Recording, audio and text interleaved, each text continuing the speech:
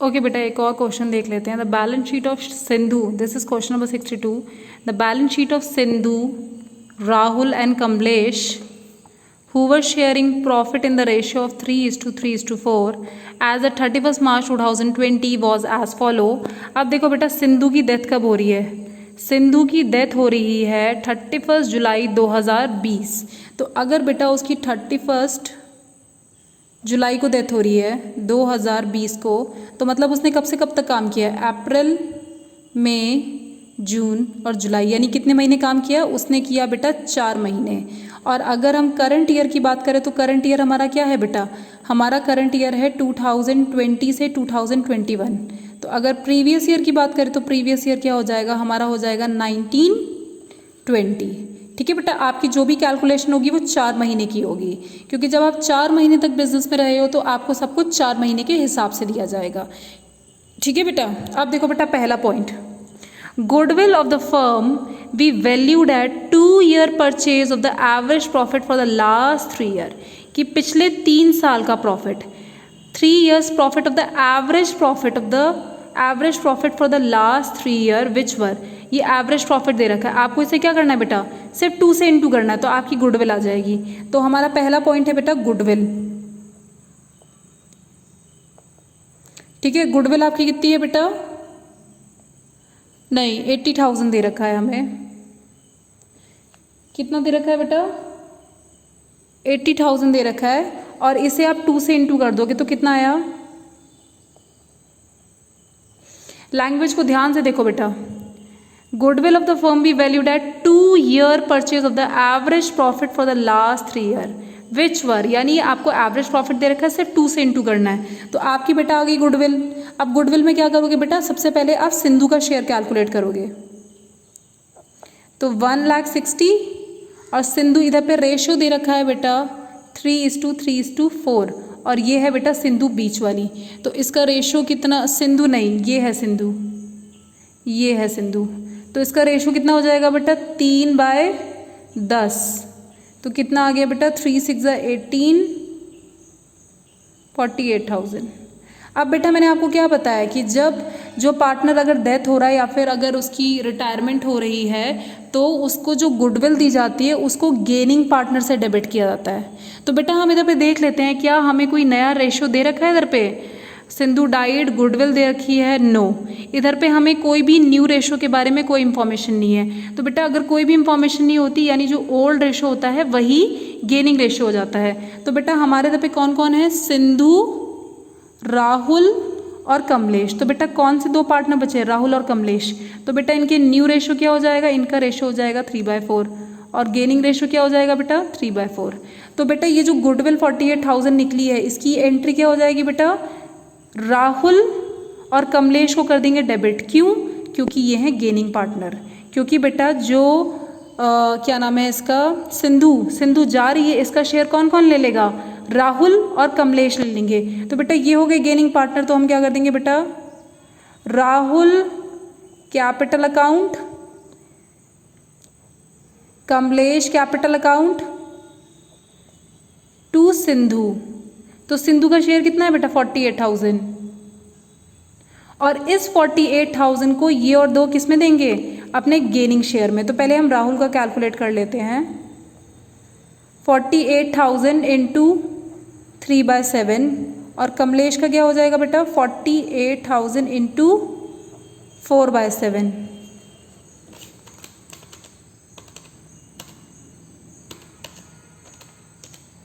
Okay, हमारा answer बेटा कुछ पॉइंट में आ रहा है. 8 is 205,714,3. ओके, इसका क्या हो जाएगा? 48,000 इंटू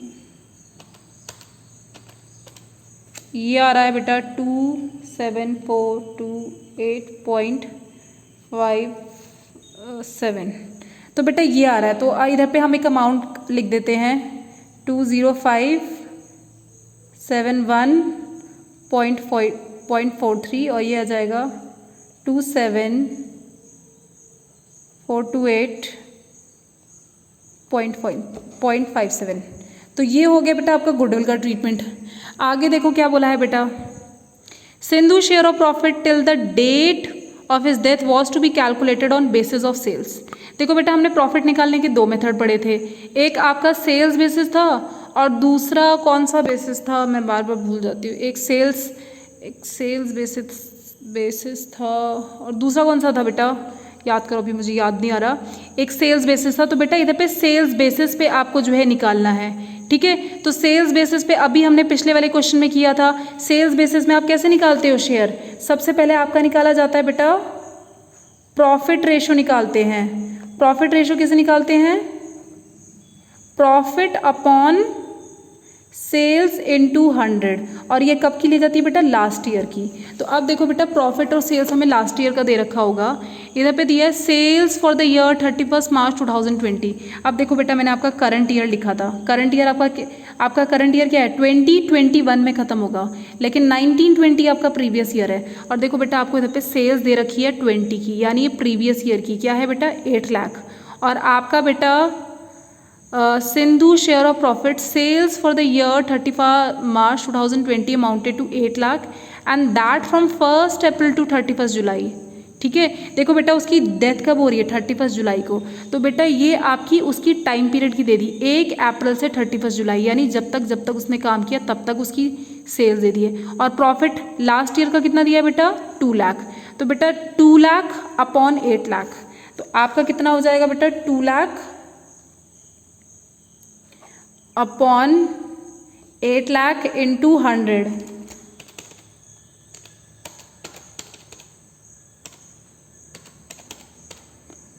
तो ये आ गया बेटा 25%। कितना आ गया बेटा 25% आ गया। अब हम क्या निकालेंगे, बी का शेयर निकालेंगे। नहीं, इसमें रिटायर कौन हो रहा है बेटा, इसमें रिटायर हो रही है सिंधु। तो अब क्या करेंगे बेटा, नेक्स्ट स्टेप क्या होता है, सिंधु के शेयर को कैलकुलेट करना। तो हम कैसे करेंगे, सेल्स लेते हैं बेटा करंट ईयर की, जब तक उसकी डेथ हो रही है, ठीक है। उसके बाद आप इसे क्या करते हो, प्रॉफिट का शेयर इनटू उसका जो शेयर है, ठीक है। तो हमारी सेल्स देखो बेटा दे रखी है जब तक वो उसकी डेथ हो रही है, 1 अप्रैल से 31 जुलाई की कितनी दी है 3 लाख। तो आप इधर पे लिखोगे 3 लाख इंटू प्रॉफिट का शेयर कितना दे रखा है 25 profit percentage, profit ratio that is 25% into share कितना था बेटा, उसका शेयर है बेटा 3/10। तो इधर पे कितना आ जाएगा बेटा 3 lakh into 25 into 3 divided by, ये आ गया बेटा 22500। ठीक है बेटा। तो इसकी एंट्री क्या हो जाएगी बेटा, जब आप प्रॉफिट देते हो तो इसकी एंट्री हो जाती है बेटा profit and loss suspense account to Sindhu 22500। ठीक है, जगह नहीं थी इसलिए मैंने इधर पे पास कर दी। तो प्रॉफिट डिस्ट्रीब्यूट करने की बेटा ये एंट्री होती है। अब देखो बेटा इधर पे क्या बोला गया, थर्ड पॉइंट बोला है interest on capital was to be provided 6% per annum. आपको इंटरेस्ट कितना देना बेटा 6% के हिसाब से। तो ये हो गई हमारी गुडविल, ये हो गया हमारा प्रॉफिट। अब थर्ड निकाल लेते हैं हम, थर्ड हम निकालेंगे इंटरेस्ट। ठीक है, तो देखो बेटा इंटरेस्ट किस पे निकालते हैं, कैपिटल पे। सिंधु का कैपिटल कितना दे रखा है, सिंधु का कैपिटल दे रखा है 1,20,000। तो आप क्या करोगे बेटा 1,20,000 पे कितना 6%। अब बेटा देखो ये कब तक थी, कब तक काम कर रही थी 31 जुलाई तक। तो बेटा आपको अपने कैपिटल पे इंटरेस्ट भी तो तब तक ही दिया जाएगा, जुलाई के बाद तो आपने कुछ काम नहीं किया। जब कुछ काम नहीं किया तो इंटरेस्ट पे कैपिटल क्यों मिलेगा, तो कितने महीने का इंटरेस्ट मिलेगा, अप्रैल मई जून और जुलाई, दैट इज 4/12। ठीक है बेटा, इंटू 6 इंटू 4 डिवाइडेड बाय, तो कितना आया बेटा 2400। तो बस बेटा हमारा जो है ये हो गया। अब मैं आपको बनवाती हूँ कैपिटल अकाउंट। ठीक है, कैपिटल अकाउंट बनवाती हूँ मैं आपको। इधर पे कैपिटल अकाउंट किसका बनेगा बेटा, सिंधु का। ठीक है, तो सबसे पहले क्या लिखेंगे, बाय बैलेंस BD ठीक है। बैलेंस कितना दे रखा है बेटा, इसका दे रखा है 1,20,000। अब बेटा पीछे से हमने जितनी कैलकुलेशन की है वो देख लेते हैं। सबसे पहले हमने क्या निकाला बेटा, गुडविल निकाली थी। तो गुडविल सिंधु को कितनी मिल रही है, 48,000। तो राहुल दे रहा है और कमलेश। अब देखो बेटा हम किसका अकाउंट बना रहे हैं, सिंधु का बना रहे हैं। तो सिंधु के अकाउंट में सिंधु तो लिखेंगे नहीं, यानी क्या लिखा जाएगा, राहुल एंड कमलेश। तो आप लिखोगे बेटा इधर पे by Rahul capital account, by Kamlesh capital account. तो इनका कितना कितना निकला था, 2057 1.43 और इसका कितने निकल रहा है, 27428.57। ठीक है बेटा। अब नेक्स्ट देखो हमने क्या निकाला था, गुडविल के बाद हमने निकाला था प्रॉफिट।